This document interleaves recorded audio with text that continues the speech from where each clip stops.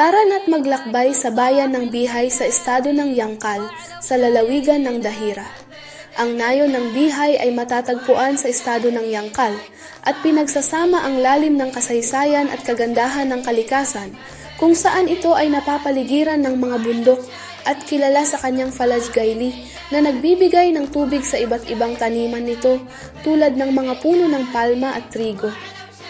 Kasama rin sa bayan ng mga makasaysayang lugar tulad ng mosque ng Al-Aqibah at ang baryo ng Baha na sumasalamin sa pamana ng mga tao nito.